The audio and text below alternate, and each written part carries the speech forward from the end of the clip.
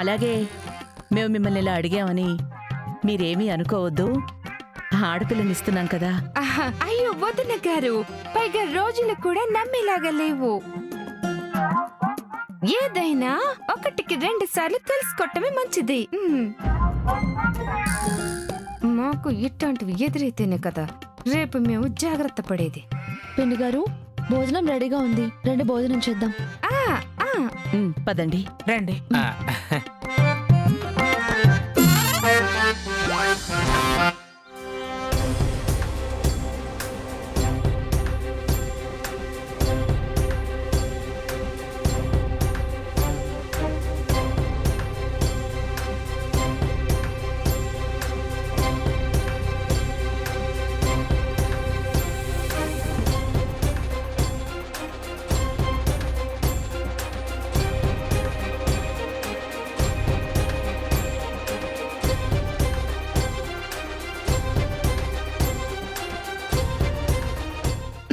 అమ్మా, నాకు తినిపించడం కాదు, నువ్వు కూడా తినాలి. నేను తిన్నాలేమ్మా, ముందు నువ్వు తిను. ఈ మధ్య ఎందుకో అసలు సరిగ్గా తినడం లేదు నువ్వు.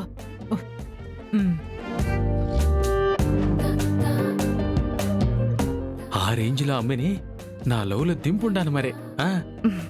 ఆమెని లవ్లో దింపడం కాదు, ఈడని బండారం గాని బయటపడినాదంటే అందరూ కలిసి నీకు దింపుతారు గుండెల్లో కొనకు. కక్కుర్తిపడి ఓ తినేయకుండా త్వరగా ఎస్కేపింగ్ అయిపోతుంది. పద.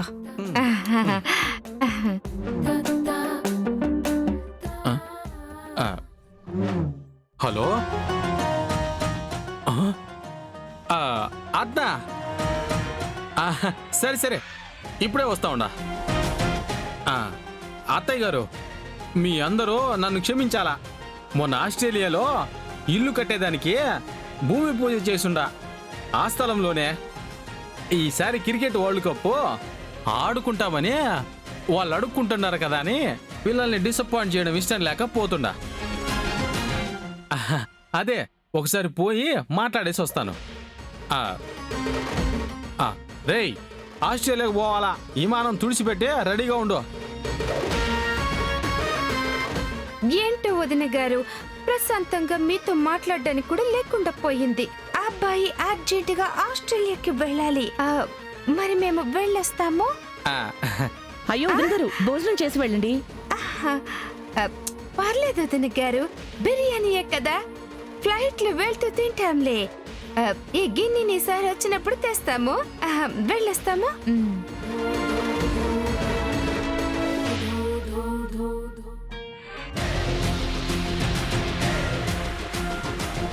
దామిని, సుందరం గారు మరీ ఇంత బిజీ మనిషి అయితే ఎలా చెప్పు? దామినికి పెళ్ళయ్యాక ప్రపంచ యాత్రే. అబ్బా, పో వదినా.